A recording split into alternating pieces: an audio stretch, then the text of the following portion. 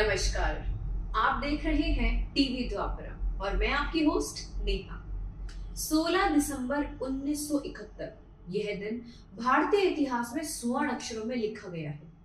यह वह दिन था जब भारतीय सेना ने पाकिस्तान के नापाक इरादों को कुचलते हुए उसे ऐतिहासिक हार दी और बांग्लादेश नाम के एक नए राष्ट्र को जन्म दिया।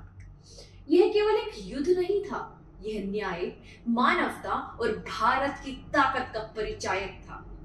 यह युद्ध पाकिस्तान की दमनकारी नीतियों और उनके अत्याचारों के खिलाफ उठाया गया वह कदम था जिसने दुनिया को भारतीय सैन्य कौशल का लोहा मानने पर मजबूर कर दिया। 1971 के युद्ध की जड़ें पाकिस्तान के अंदर गहराए अन्याय और अत्याचार में थी। पूर्वी पाकिस्तान, आज का बांग्लादेश के लोगों को पश्चिमी पाकिस्तान यानी आज का पाकिस्तान द्वारा दशकों से शोषित किया जा रहा था। भाषा, संस्कृति और आर्थिक संसाधनों के स्तर पर भेदभाव चरम पर था। 1970 में आम चुनाव में पूर्वी पाकिस्तान की पार्टी अवामी लीग ने शेख मुजीबुर रहमान के नेतृत्व में स्पष्ट बहुमत हासिल की, लेकिन सत्ता के लालची पाकिस्तान ने पूर्वी पाकिस्तान के लोकतांत्रिक अधिकारों को कुचल डाला। मार्च 1971 में पाकिस्तान की सेना ने ऑपरेशन सर्च टाइट नाम से क्रूर अभियान चलाया। इस ऑपरेशन का मकसद बांग्ला संस्कृति, पहचान और आजादी की आवाज को पूरी तरह दबाना था। लाखों निर्दोष बांग्ला नागरिकों को मौत की घाट उतारा दिया गया, हजारों महिलाओं का बलात्कार कर दिया गया और करोड़ों लोग शरणार्थी बनकर भारत की ओर भागने पर मजबूर हो गए। यह केवल एक राजनीतिक संकट नहीं था, यह मानवता के खिलाफ एक घिनौना अपराध था। जब पाकिस्तान के अत्याचार सहने की सीमा पार हो गई और लाखों शरणार्थी भारत में आ गए, तब भारत ने यह तय कर लिया कि इन अन्याय को, इस जुल्म को समाप्त करना ही होगा।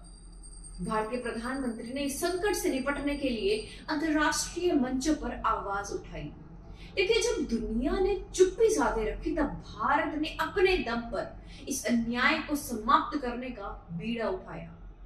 3 दिसंबर 1971 को पाकिस्तान ने भारतीय हवाई ठिकानों पर हमला कर दिया और यहीं से युद्ध की शुरुआत हो गई।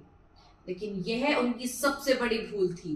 भारतीय सेना, नौसेना और वायुसेना ने अद्वितीय समन्वय और बहादुरी दिखाते हुए पाकिस्तान के नापाक इरादों को चकनाचूर कर दिया। भारतीय सेना ने महज 13 दिनों में पाकिस्तान की सेना को घुटनों पर ला दिया। 16 दिसंबर 1971 को भारतीय सेना के लेफ्टिनेंट जनरल जगजीत सिंह अरोड़ा की उपस्थिति में ढाका में पाकिस्तान के कई सैनिकों ने आत्मसमर्पण कर लिया। यह आत्मसमर्पण पाकिस्तान की हार नहीं थी, यह भारत की ताकत और न्याय की जीत थी। यह अब तक के इतिहास का सबसे बड़ा सैन्य आत्मसमर्पण था। इसी के साथ बांग्लादेश का उदय हुआ और पाकिस्तान के अत्याचार का अंत हो गया।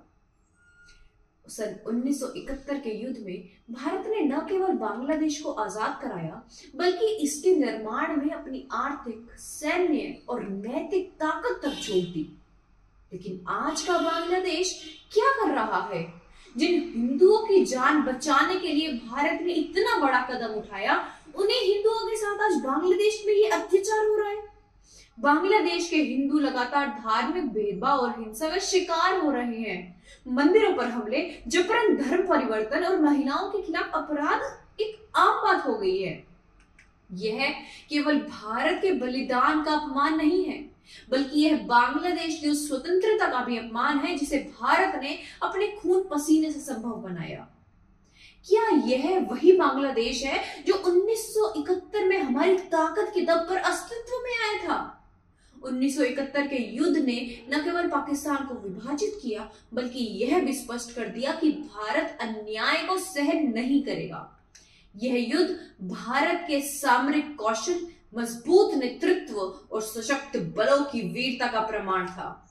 पाकिस्तान जो खुद को एक सैन्य ताकत मानता था, उस दिन पूरी तरह नष्ट हो गया।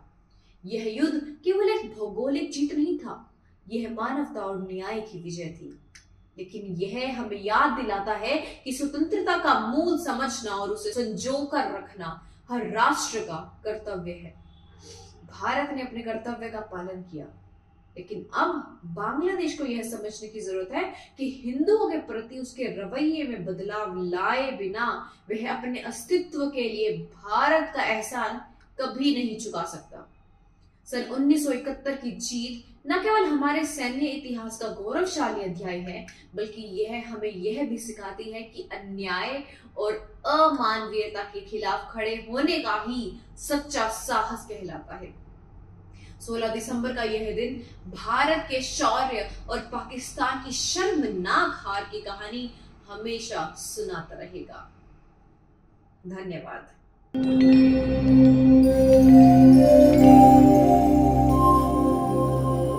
टीवी द्वापरा, संभवामि युगे युगे। अगर ये प्रोग्राम आपको अच्छी लगी तो लाइक, शेयर और कमेंट करें। टीवी द्वापरा के प्रोग्राम्स को हमेशा देखने के लिए सब्सक्राइब करें, बेल आइकॉन दबाएं।